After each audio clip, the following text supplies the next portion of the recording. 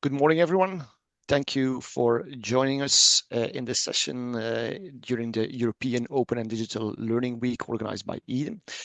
Today we will talk about our AI Teach project, which is an Erasmus project co-funded by the European Union. And today we will talk about our report about bridging the AI gap in teacher education from mapping insights to actionable content portfolios.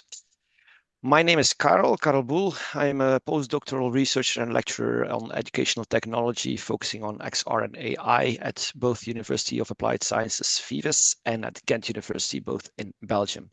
I also drafted a framework for implementing XR on national scale. I'm a senior expert on XR. I'm involved in several organizations boosting XR and AI. And at AI Teach, I am the project lead. Mildrid? Hi, my name is Mildrid Kyte. I come from the Western Norway University of Applied Sciences, where I am working in science teacher education, mainly chemistry, throughout the entire teacher education. And my research focus is on motivation and how self-efficacy plays a role in science education, systems thinking and interdisciplinarity, and early science education, as well as AI in education. And my role in the AI Teach project is that I'm the lead of the work package that is developing content portfolios to address the needs of teachers in increasing their AI literacy. Maybe it's best to have some context and some background on the AI Teach project. So there are 7 countries involved: Belgium, Norway, the Netherlands, Turkey, Austria, Poland, and Estonia. And our consortium consists of 10 higher education institutions: Vives, KU Leuven, Radboud University, the Western Norway University of Applied Sciences, the University of Rzeszów, the private Pedagogische Hochschule Augustinum from Austria, then the Mersin University from Turkey, and then the Han University of Applied Sciences with the Experium Center of Expertise. We have also engaged with DTeach, online teaching, and Eden, boosting instructional design and dissemination potential. We also work with flagship schools. So these are pioneering schools, schools pioneering in AI implementation already.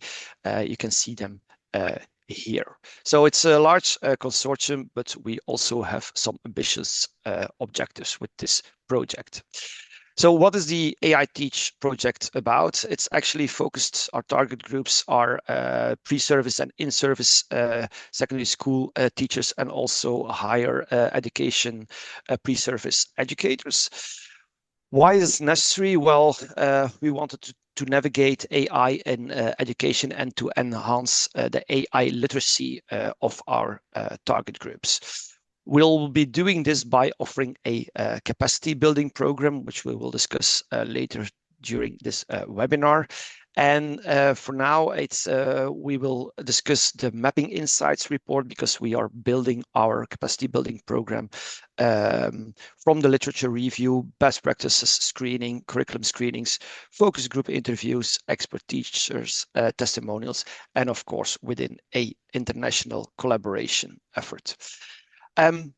Why is it needed? Well, yesterday, the new DIGCOM 3 European Digital Competence Framework was published. This framework provides guidance on how to enhance the digital competences of citizens throughout Europe. And probably it's not a big surprise, but you can see that AI takes a very big role in it, and it focuses on AI competences. So with our project, we are already addressing these needs, which is, of course, nice to see. But now I would like first to give the word to you. So,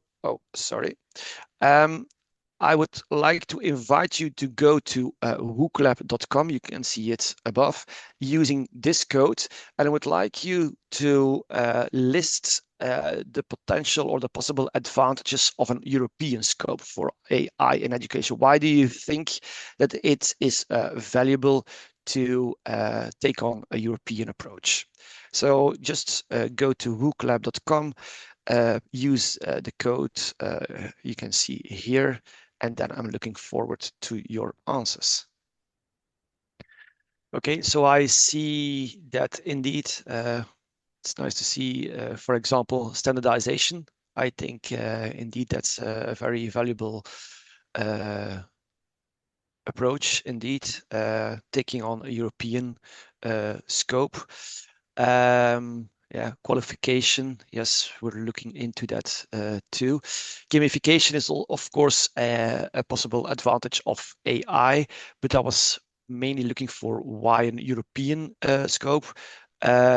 So it's indeed this about establishing standards, because as we all know, that there's a huge difference in the AI approach between Europe and other countries, mainly.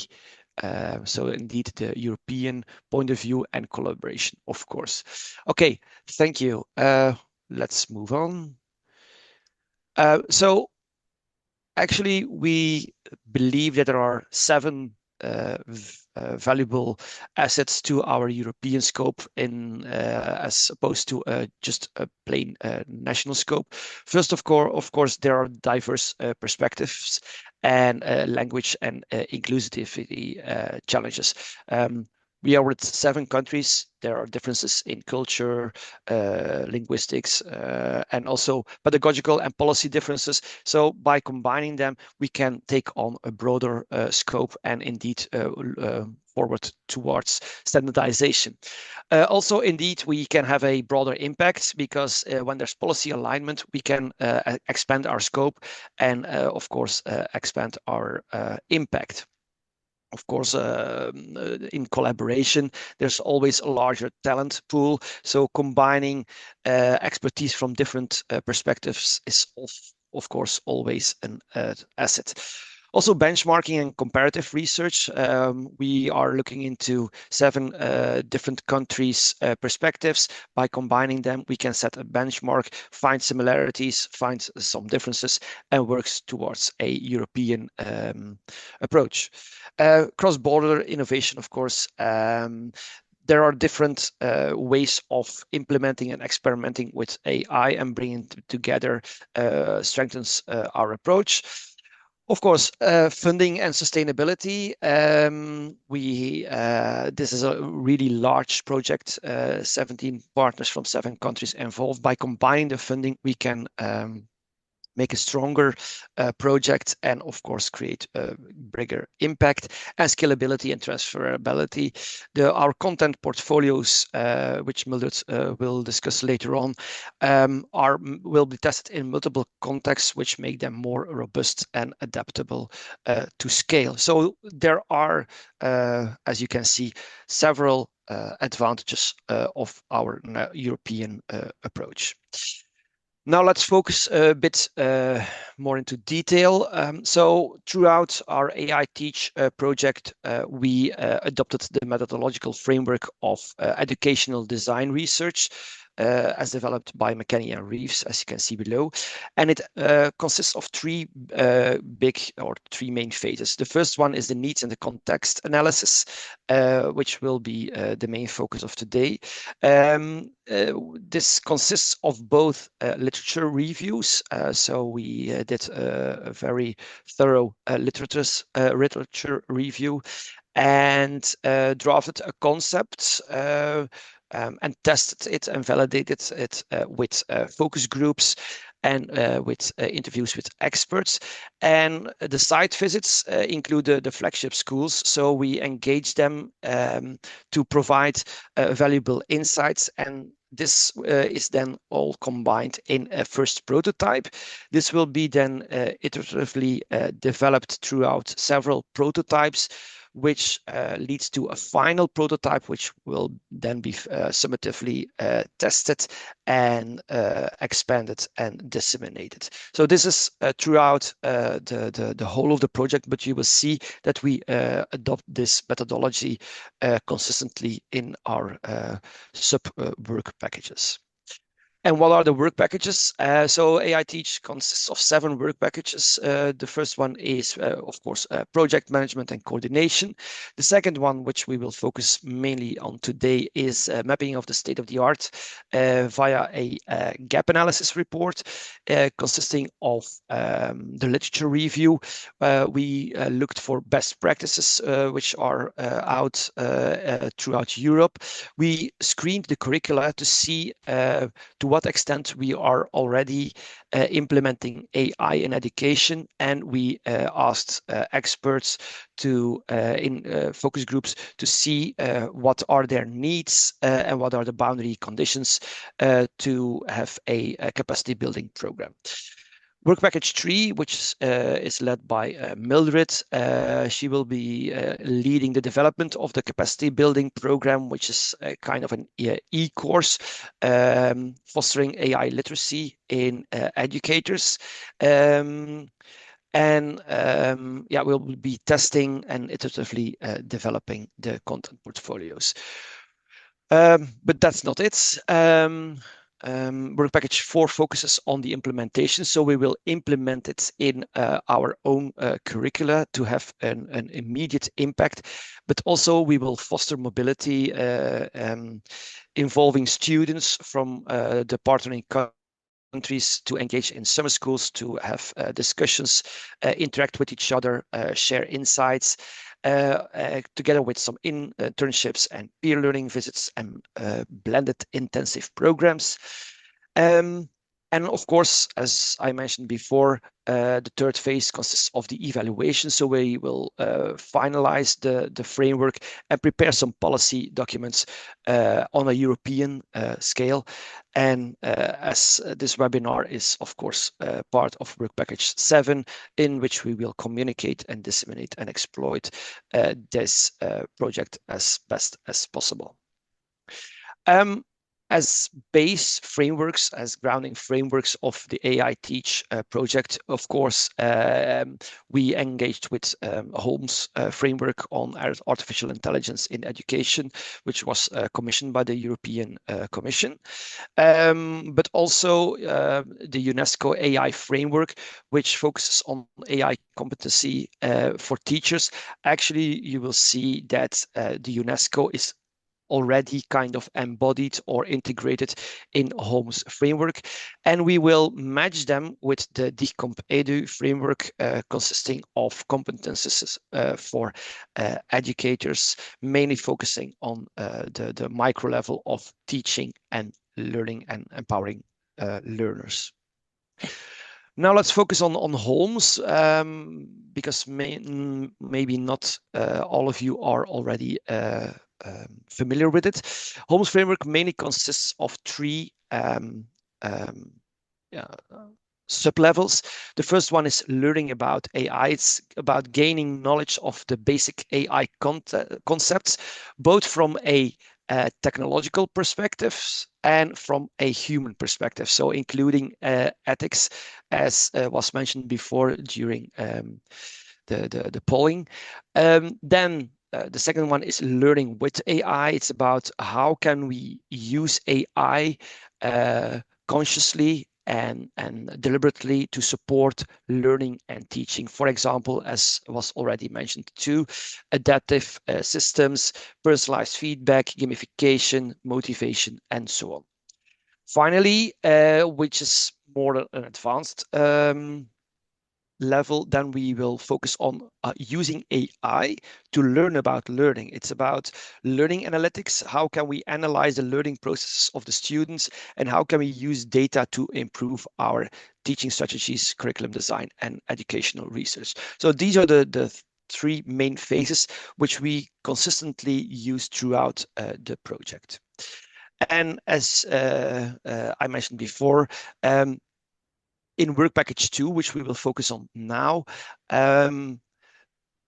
we also adopted the EDR framework, and it focuses on the first phase of the needs and context analysis, mainly the literature review and the site visits. So we did several elements. We did several activities. The first one is we carried out a targeted literature review on what is available in the state of art on AI in education.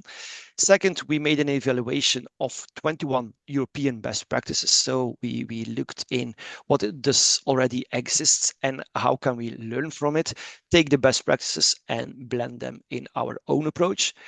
Then we did a comparative analysis of AI integration across 11 European teacher education curricula. So we screened our own curricula and tried to find the gaps and blended them with the insights from the focus groups, which is section 4.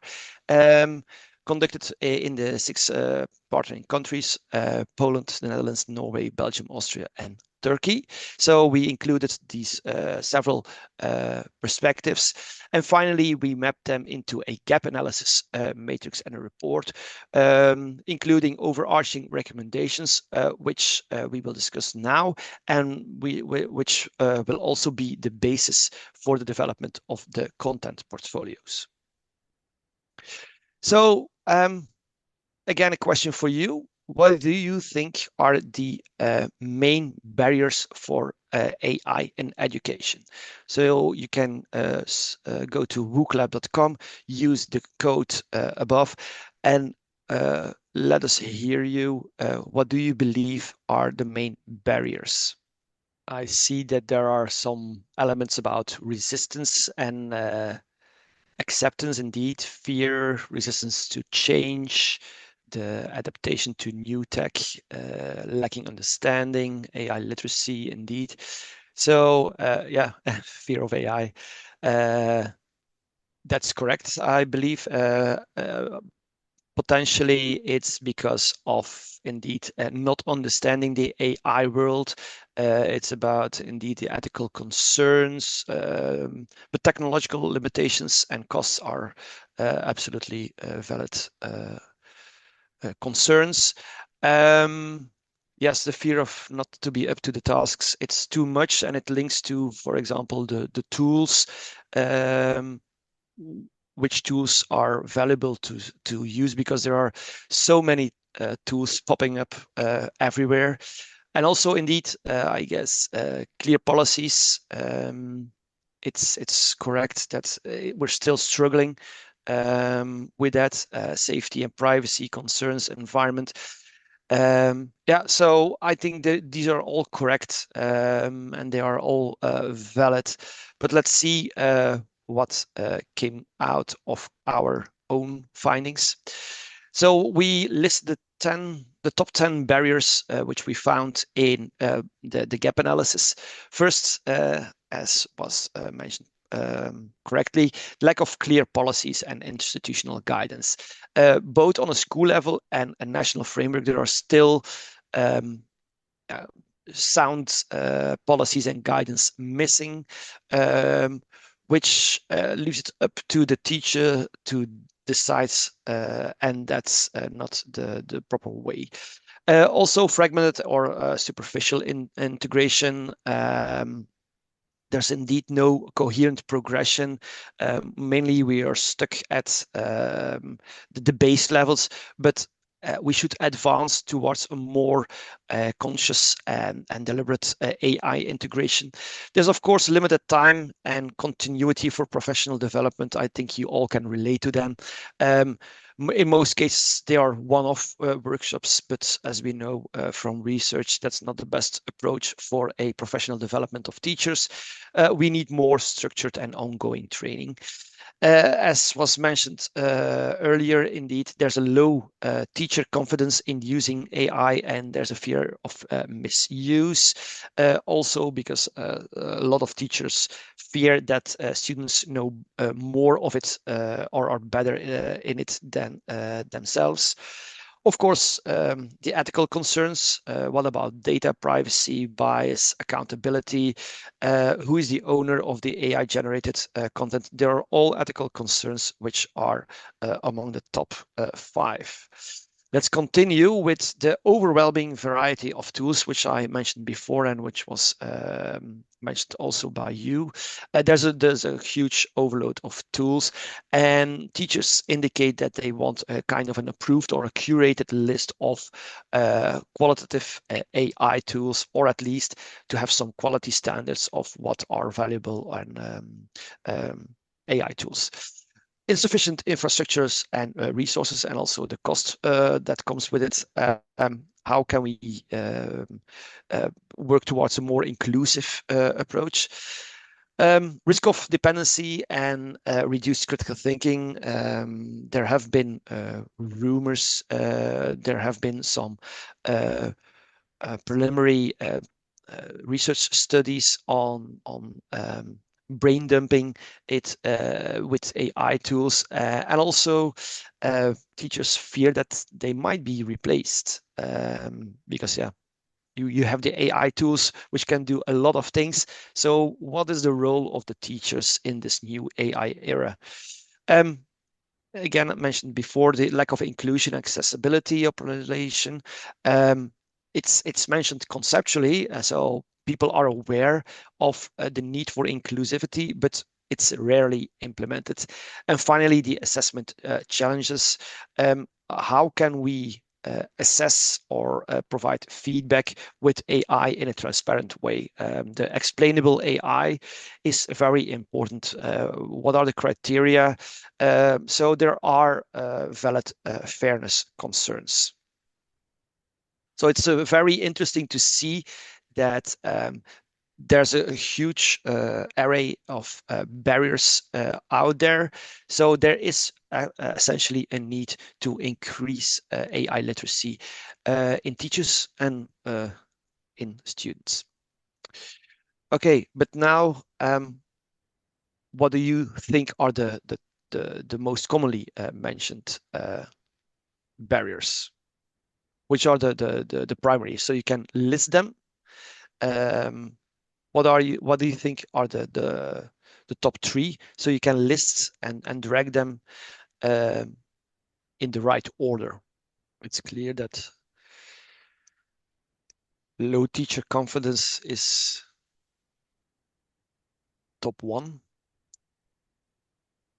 The variety of tools, indeed. And lack of inclusion. Okay. Actually, the top 3 barriers are these. The first one is the lack of clear school level and national frameworks. So it's as I mentioned before, it's up to the teacher to decide, it's him or herself, how to approach this. But this is it leaves it up to the teacher, and he or she has no guidance, no structure, which might potentially also cause concerns and dangers. The next one is the limited time and continuity. There are a lot of tools out there. How can we use them properly? You need a lot of time to investigate that, and therefore there's a need for sound professional development. And the last one, of course, the third one, the top 3, are the ethical concerns. Teachers are not familiar or need to investigate the privacy statement of each tool, providing them with uncertainty, which is, of course,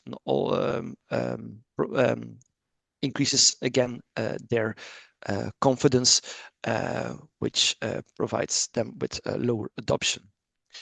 Coming back to the Holmes framework, when blending the barriers with Holmes framework, you can see that the learning about AI tackles the barriers or links the barriers, because there's a lack of systemic AI literacy in curricula. So we need more understanding of what is AI, both from a technological and human perspective. So as a kind of confidence givers, it would be interesting to have some mandatory AI modules in teacher education and to establish some ethical awareness campaigns.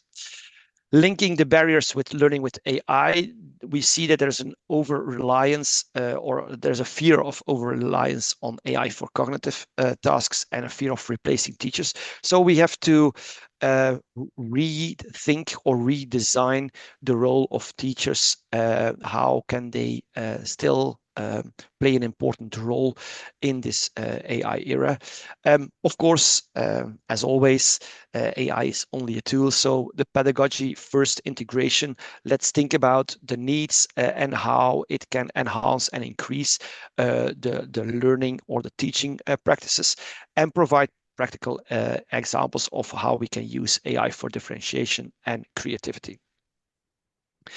There was also a sound barrier of weak personalization practices and limited dashboard use, especially in the more advanced level. How can we increase their AI data literacy? So we need to provide them with training in data literacy and analytics interpretation, because each AI tool provides its own dashboarding, but how should we interpret it, and how can it be in a view of explainable AI? And also to have some formative assessment pilots to have a better understanding of how the AI can be used to monitor and to assess students' learning. So you can see that there's a nice blend of the barriers and the concerns and the Holmes framework on how to address these barriers. Some bite-sized findings. I am at the end of the webinar. We will show you a QR code which links to the full report, but to have some bite-sized findings. The literature review, the highlights were that there are a lot of opportunities for AI, including personalization, inclusion, and to provide teacher support, for example, for a lot of administrative tasks. But there are several risks, especially ethical concerns, the fear of technological limitations, and of course, teacher agency again. Linking them to the focus group interviews, we see that there's a distinction between teachers who are very enthusiastic about it, but at the same time they feel uncertainty and they fear. So there are two types of teachers, and we need to both actually provide them support towards conscious and deliberate AI implementation, because the barriers are, of course, as you will relate, the time and the workload and a lack of training. When screening our own curricula, we found that there's only a fragmented integration, which is typical of the early stages. Well, it's still early, I guess, early stages of AI integration, and only an elective-only approach that some teachers use AI, others don't, or do not use it with a pedagogy first approach. And especially, as we could have predicted, there's only a weak coverage of the advanced level of using AI to learn about learning, although it's very useful and valuable. Looking at the best practices, we found that there's an importance of co-design, which we actually implement ourselves during the AI Teach project, combining expertise from several experts. There's a need for pedagogy first, and also for open resources, because there's a lot of things going on, but we need more open resources so that we can address and attain a broader target group of teachers. What are the 10 key recommendations following from this this gap analysis. First, to embed AI literacy and ethics in teacher education. So we should include them in pre-service and in-service programs. To provide, which links to that, of course, to provide continuous and differentiated professional development. To adopt, of course, a human-centered approach to AI integration, not technology first, but pedagogy and human first. To develop and establish clear guidelines and assessment standards for AI use within institutional and European frameworks, and to foster collaborative learning communities. Peer exchanges are really needed. So work towards building networks. To ensure inclusion, equity, and accessibility, I think it's vital that we are aware of a potential new digital divide for AI. So we should be cautious about this. To integrate it and effectively implement it into curricula and practicum experiences, not just scattered, but deliberate and consciously. To promote data literacy, as mentioned before, and the learning analytics. There's a lot of data coming out of the AI use, but how should we interpret it? And so we need to increase the AI data literacy. We also need sustainability and transparency in AI tools. The AI black box is a huge problem, and also while engaging with AI tools, how long will they be out there?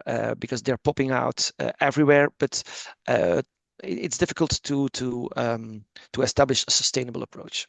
And finally, to address misconceptions and build trust, it links to the fear they had. So with small experiments and pilots, and fostering their confidence and their self-efficacy in using AI in education. The top three are, of course, the professional development, to embed it in pre-service teacher education, and to develop clear guidelines. So it links with the top three barriers or the top three concerns. We drafted a gap matrix. I'm not going into that into much detail right now because it would take too long. It's included in our report, so you can have a detailed view on this. But we linked the dimensions we found and identified both strengths and gaps, and formulated several recommendations. So it's the gap matrix is actually kind of a synthesis of both the needs and the concerns, the opportunities, and the gaps. So we blended them into sound recommendations to foster actually AI literacy. There's already a link here, but you will find it's at the end of this webinar too.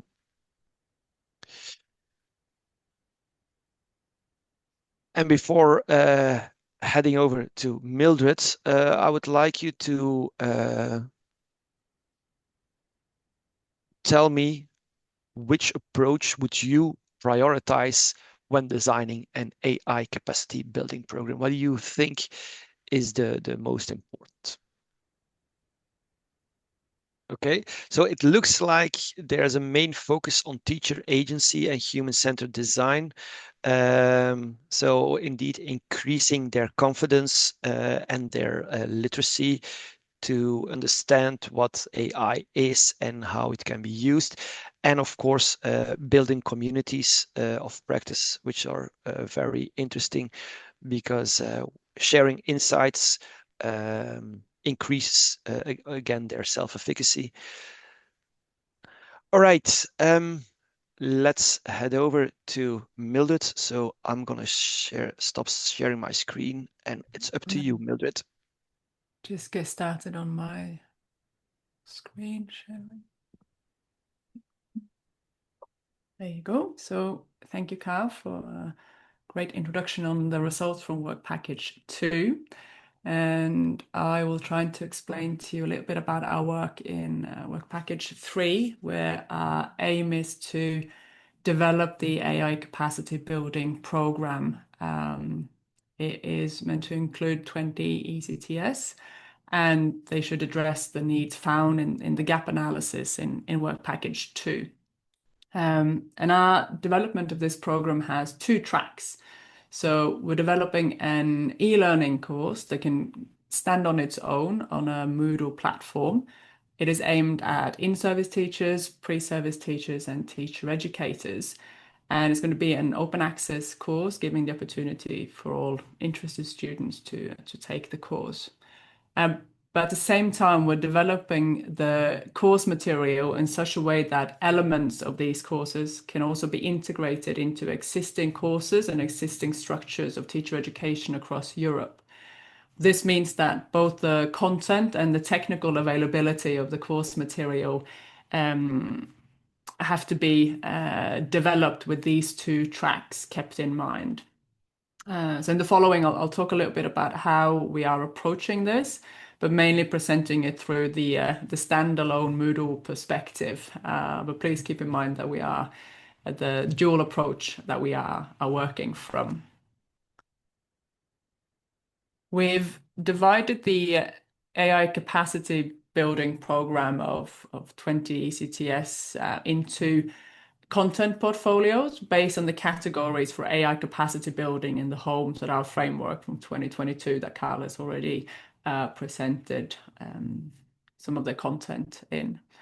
And so therefore our content portfolios bear the names of learning about AI, which includes a sort of subcategory of preparing for AI, and these 2 can together be thought of as AI literacy. The second content portfolio is named Learning with AI, and it's divided into modules on student-facing AI, teacher-facing AI, and system-facing AI. And use AI to learn about learning is then the third content portfolio in our program. And in the content portfolios, we've made the decision to have introductory modules and advanced modules to ensure in-depth capacity building, but also to address the varying experience of our teacher and teacher students in using AI in education. And the last part then is more related to the second track of the project, providing the possibility to take elements out and integrating them into existing structures in teacher education. And each module within each content portfolio has then been given an estimated amount of ECTS points and a guide for how many hours of work this should include in each module.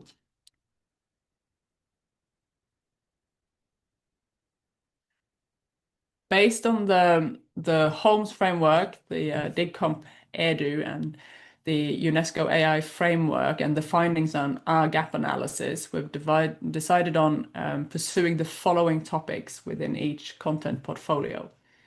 The Learning about AI content portfolio will deal with core AI concepts such as large language models and machine learning, followed by ethical and privacy consideration, where we take into account AI biases and risks, preconceptions when using AI in education, accessibility and inclusion when you're using AI tools and interpreting their output.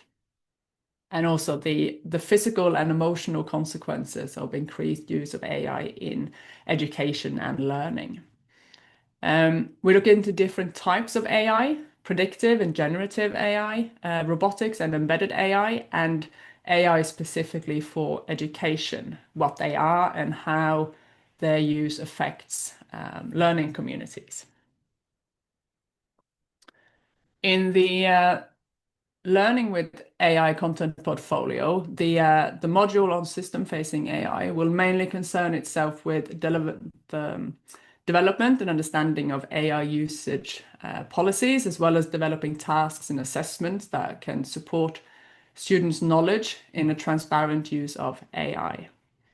In student-facing AI, we are considering adaptive learning and blended learning as important topics to address, as well as AI's role in flipped classrooms. For teacher-facing AI, our main topics are how teachers can use AI tools in lesson planning, in assessment, and in administration.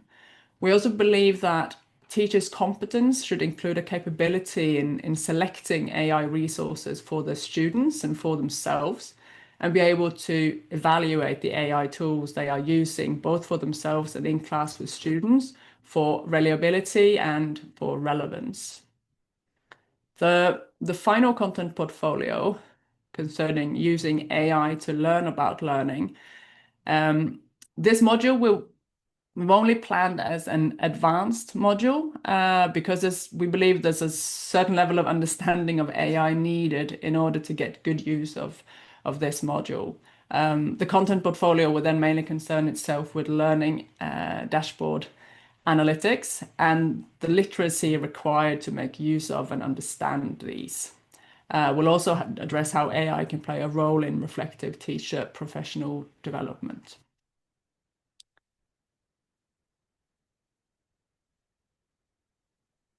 We're now in the design and construction phase in the educational design research methodology of McKinney and Vives. And in the development of the content portfolios, we use feedback loops internally in the work package and in the project, and we do external pilot testing and revising of the modules across the participating countries before we start implementing the module both as e-learning modules and integrated into the structure of teacher education. When developing our e-learning modules, we've grounded our work in a set of guiding principles.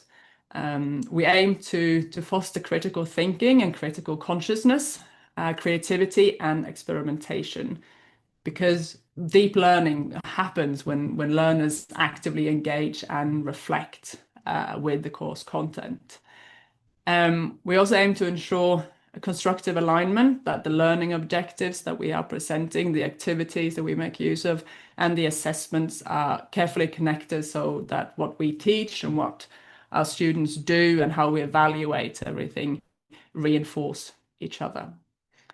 We're also striving for a balance, combining both overarching general AI literacy with context-specific relevance, so that the material in our courses feels both relatable and authentic for our students. So we want to make use of case-based and transferable scenarios to make the learning experience and the learning material feel authentic and connected to the real world challenges and possibilities that teachers experience. Another key principle is that we want to, throughout our courses, both in the process of learning and at the end of the learning process, we want to promote learner confidence and a sense of mastery. We want our students to feel capable and empowered both throughout and at the end of the learning process.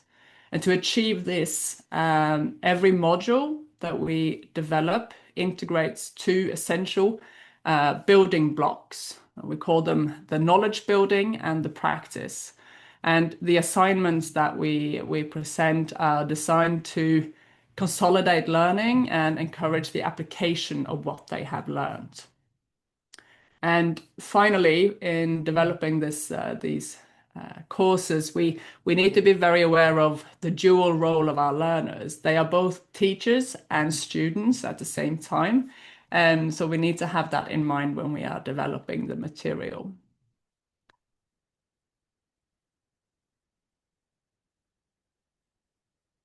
To develop our content portfolios, we've established a development team for each portfolio, ensuring cross-national participation in each development team. This strengthens our European collaboration and helps us in developing course content that is relevant and authentic across borders and teacher education systems. And the Western Norway University of Applied Science is head of all three development teams, as the responsibility of this work package lies with us.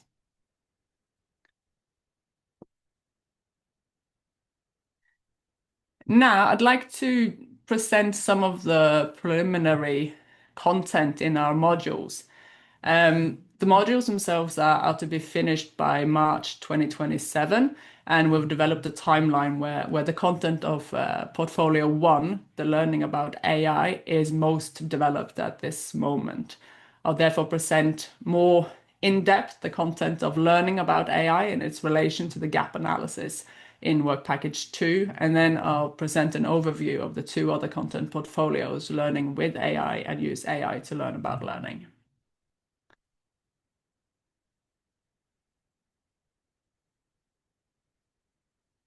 In Content Portfolio 1, the learning about AI, we're exploring and enabling teacher competence in understanding AI's place in society before we move on to what AI is, understanding and working with AI, and then a final section on perspectives of the future. Who writes the future of AI?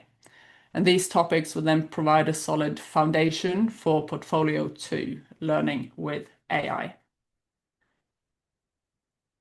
And I'll now go a little bit into the content portfolios, all three of them, to see how they meet the recommendations from the gap analysis in Work Package 2. In Content Portfolio 1, learning about AI, I've just taken an example here from Section 2, the understanding of AI topic. Here we see that we can address misconceptions and build trust about AI through hands-on experiences with knowledge building blocks and activities on the role of AI, and then plan for sustainability and transparency in AI tools when we explore the rhetorics of AI. In Section 3, working with AI, we're looking to foster collaborative learning communities and co-creation through work on AI prompting. We want to adopt a human-centered approach to AI integration and develop clear guidelines and assessment standards of AI use through co-creating activities that can be done before, in, or after classes. And we're exploring how inclusion with AI can be addressed to ensure equity and accessibility in AI use. And we want our course content and the activities connected to it to be of great value for our students in their lives as teachers. And we will therefore provide activities where the students can develop an AI portfolio for themselves as a way to provide continuous differentiated professional development. And by asking the students to design, and the teachers to design lessons for their own students is one way of integrating AI into curricula and practicum experiences. In Content Portfolio 2, learning with AI, I'll present more of an overview of some of the recommendations that we meet in this portfolio. In the student-facing AI, we are exploring multimodal and interactive learning tools with AI-driven simulations, concept visualization tools, and interactive problem-solving environments. We believe that this addresses quite well the pedagogical integration dimension in the recommendations from Work Package 2, specifically being able to use AI for lesson planning and creative projects and promoting AI as a cognitive partner. The knowledge building blocks and the activities in this module will also make use of subject-specific examples. And in student-facing AI, we're also looking into the topic of personalized and adaptive learning with customized assessments, addressing the need to develop transparent assessment standards and ensuring human oversight in the assessment and evaluation dimension. In the teacher-facing AI at the bottom of the slide here, the sustainability and resources dimension from the gap analysis is addressed in the topic of selecting AI resources and evaluating tools for their reliability and relevance And this addresses the recommendations of securing funding for quality assured tools and to prioritize sustainable open solutions. In the final portfolio, the use AI to learn about learning, we've divided this module into 4 main topics.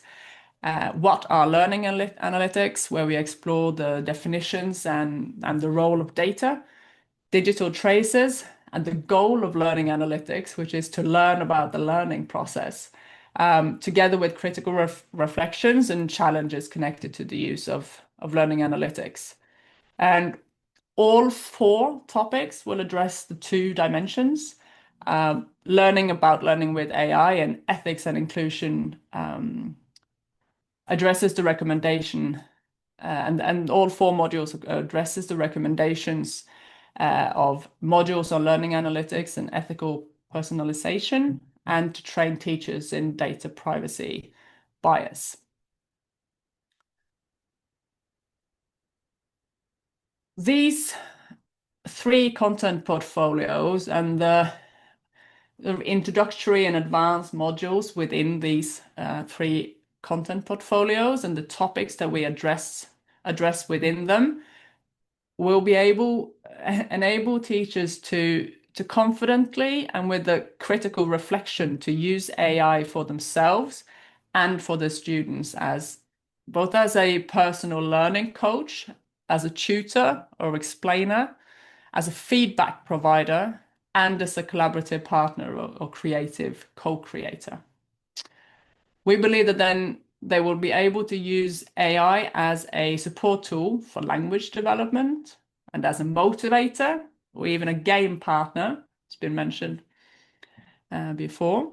And finally, they'll be able to use AI as a tool for supporting self-regulated learning.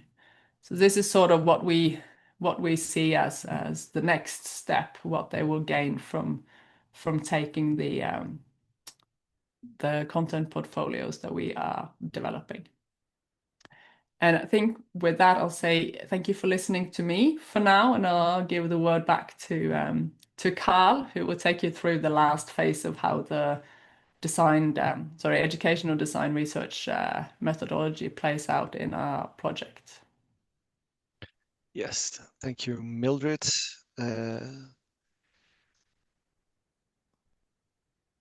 So yes, what's next?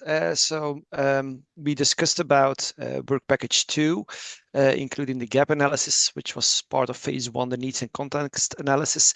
Mildred talked about the development of the content portfolios, which is phase 2.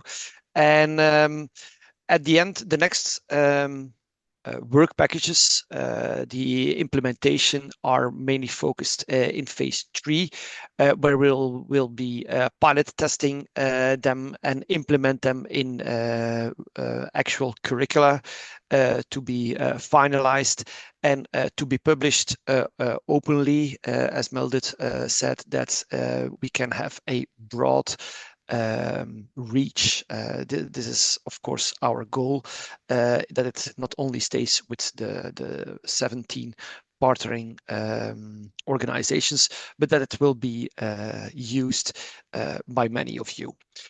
And as a closing question, actually, I would like to invite you once more to we thought it was a nice opportunity to ask you as participants in this webinar, which type of educational AI would you find most useful to delve into? So what do you think is essential, or what do you believe is the most valuable that we should cover in our content portfolios? An open invitation to you now. Looks like there are 3 main elements at this point. And I must say, I like them very much. So the main result is now focused on AI as a collaboration partner. As I always say, I think Microsoft did an excellent job in naming their AI Copilot, which I believe perfectly covers the collaboration partner. Indeed, it's a co-pilot next to the teacher, and AI as a supportive tool to co-create educational resources. Then, of course, self-regulated learning. I think it's very interesting to see that a lot of you favor this. We can indeed use it to increase students' self-regulated learning. We included this in our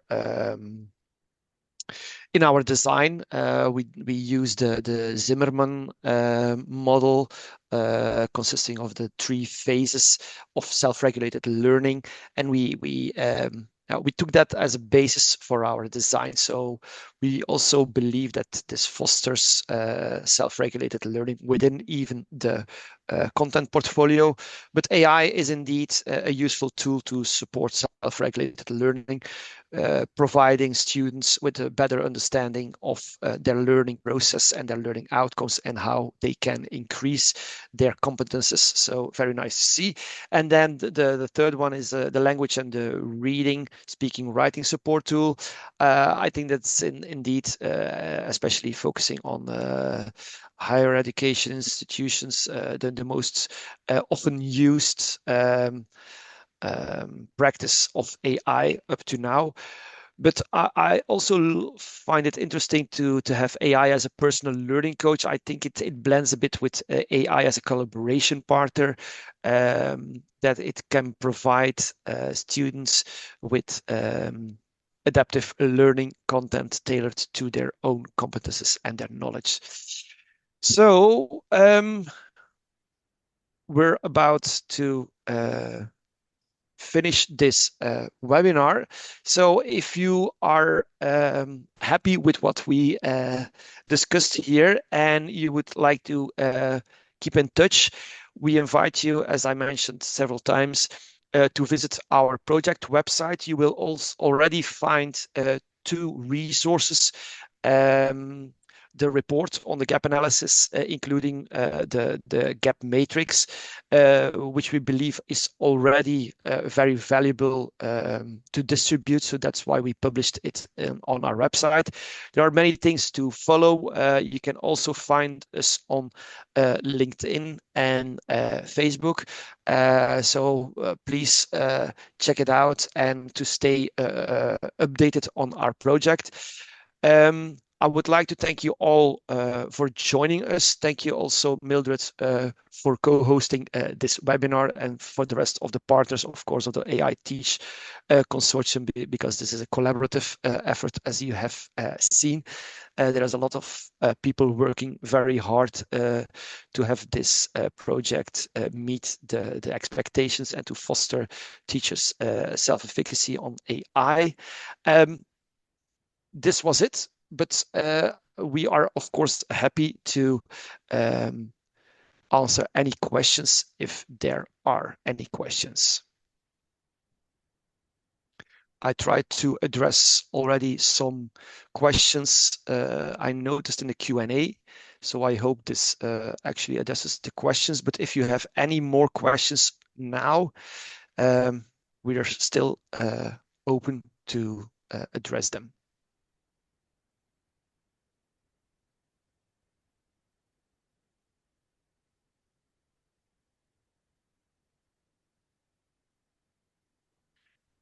If you have any questions later on, please feel free to reach out to us. We would be happy to answer your questions or your recommendations. If you have some recommendations or some concerns or else. Okay, let's see. Will the presentation be available later on? Yes, it will be published on the Eden YouTube channel, if I'm correct. But we are also happy to publish this presentation on our project website. There is a recording indeed. This webinar is currently live recorded, so it will be published via Eden, but we will provide a link on our project website. How can AI be open and free for teachers when there's a lot of private chatbots? Chatbots. Yeah, That's a good question. It's a difficult question to answer. To be honest, I think it's a valid concern, and hopefully, while we are progressing through this project, more open and free resources will be available.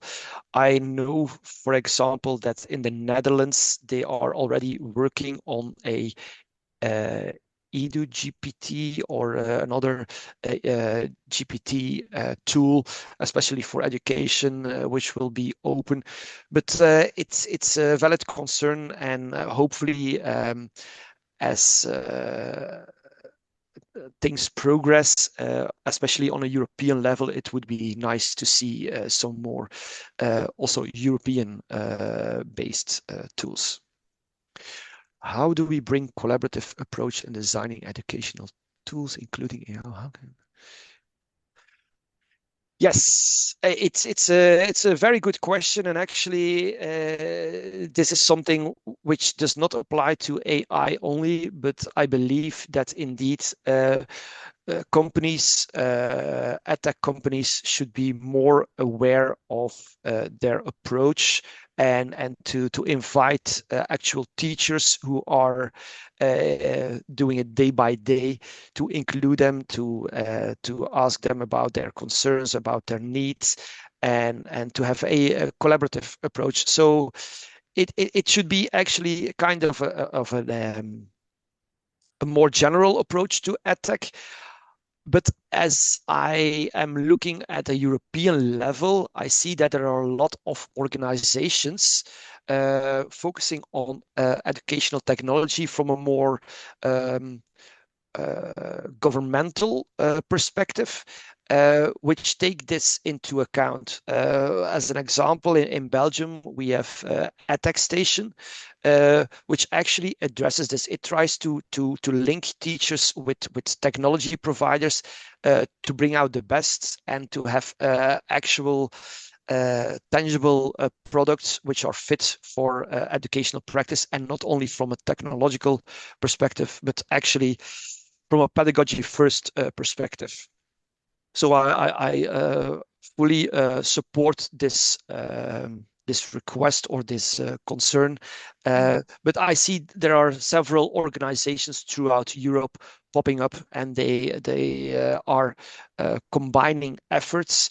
There is also a European edtech alliance, which is on a more European level, actually addressing this, or to raise awareness to edtech companies that they should involve. So yes.